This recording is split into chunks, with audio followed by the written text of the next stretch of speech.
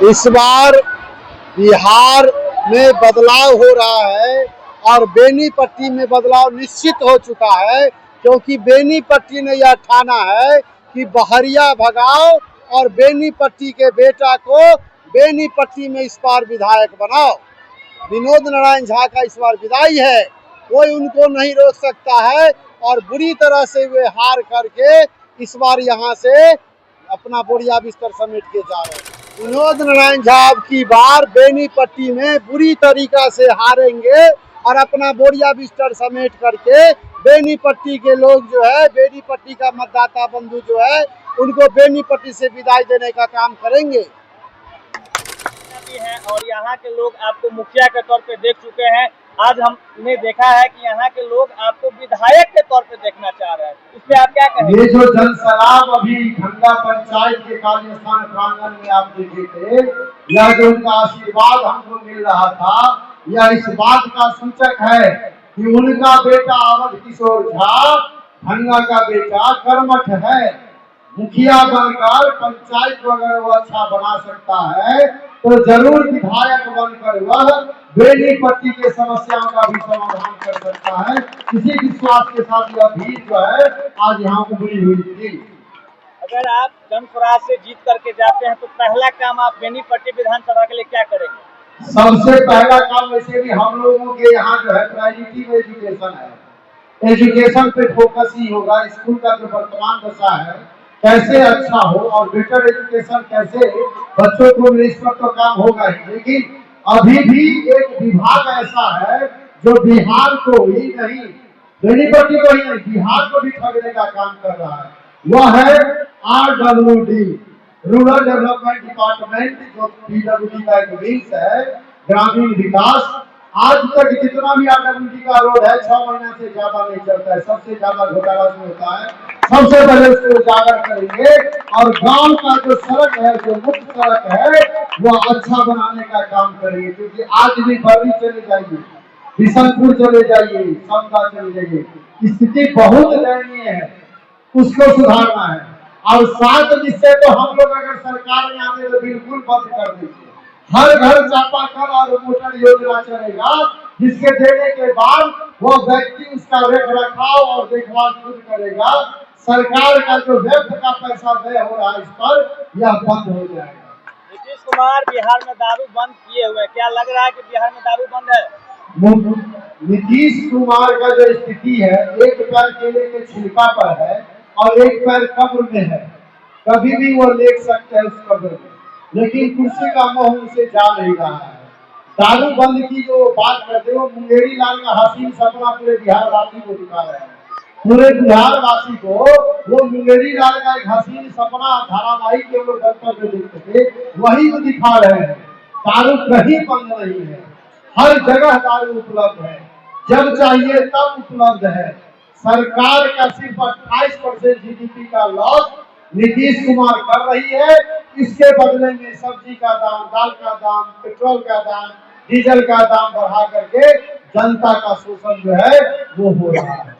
आए दिन बिहार में घटना होते जा रही है, जगह जगह पे हत्या, लूट, बलात्कार, ये सब देखने को मिल रहा है, तो इससे आप क्या कहेंगे? नीतीश राज में और कुछ हुआ या नहीं हुआ, अफसरशाही बहुत हाई हो गई है और अफसरशाही का ही नतीजा है कि उसका प्रशासनिक विंग्स जो है बिल्कुल धाराशाही है। एक भी अफसर, एक भी व्यक्ति उनके बातों को जो है अमली पैजामा जामा पहनाने का काम नहीं कर रहा है।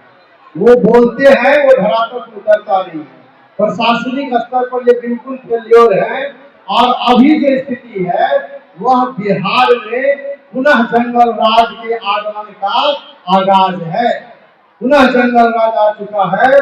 कहीं भी घर में घुसकर हॉस्पिटल में उतना ज्यादा सिक्योरिटी के बावजूद जो है, उतना ज्यादा पहरी के बावजूद है, उतना सुरक्षा व्यवस्था के बाद जो है मर्डर करके कोई आदमी आराम से निकल जा रहा है। तो क्या जनसुराज के आने से एक अच्छा व्यवस्था देखने को मिलेगा बिहार में? बिल्कुल, हमारा विजन ही है बिहार बदलाव, और बिहार में बदलाव तभी होगा जब हर पॉइंट पर हम लोग अच्छा काम करेंगे। और अगर नहीं काम करते हैं तो सरकार हमें यहाँ से भेजने का भी काम कर सकते हैं। हमेशा से प्रशांत किशोर जी अपने मुद्दा में रखे हुए हैं, बेरोजगारी भगाने की बात कर रहे हैं, बेरोजगारी को दूर करने की बात कर रहे हैं और साथ ही पलायन रोकने की बात कर रहे हैं। तो क्या आपकी सरकार बनती है तो पलायन रुक जाएगी? पलायन वो चीज नहीं है जिसको तुरंत पिंजरे में बंद कर दिया जाए। पलायन को कम किया जा सकता है तत्काल में। जैसे 50% पलायन तो छठ के बाद ही बंद हो जाएगा अगर हमारी सरकार आती है। 15,000 और 20,000 तक कमाने वाला युवा बिहार से अब बाहर नहीं जाएगा। अपमान और जिद्दत सहने वाला युवा अब बिहार से बाहर नहीं जाएगा। हमारा सरकार पूर्ण रूप में उसके लिए रोजगार की व्यवस्था करेगी।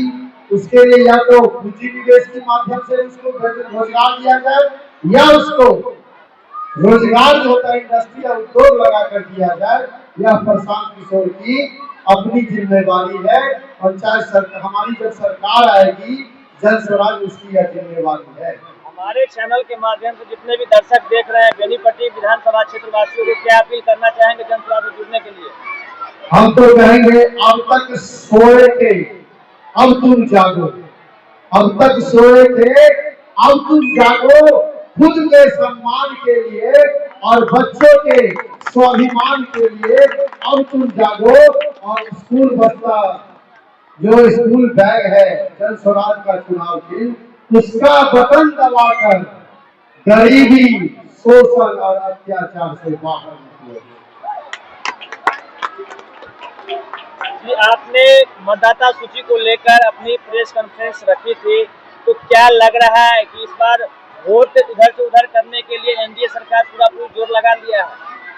ये एनडीए सरकार की घबराहट ही है और ज्यादा टिप्पणी इस पर नहीं करना चाहिए क्योंकि यह काम जो है सरकार की है नहीं, लेकिन सरकार की इसमें हस्तक्षेप जरूर हो रही है। दिल्ली में यही हाल हुआ। बीजेपी अपना सरकार लाने के लिए यही चाल चली थी। आप महाराष्ट्र में देख लीजिए बीजेपी यही चाल चली और वर्तमान में अभी बिहार में यह चाल चल रही है। लेकिन बीजेपी को यह पता नहीं है कि ये बिहार की भूमि है और बिहार की भूमि में अच्छो को जा चुका है। बदलने से मतदाता सूची में परिवर्तन से कोई फर्क नहीं होगा।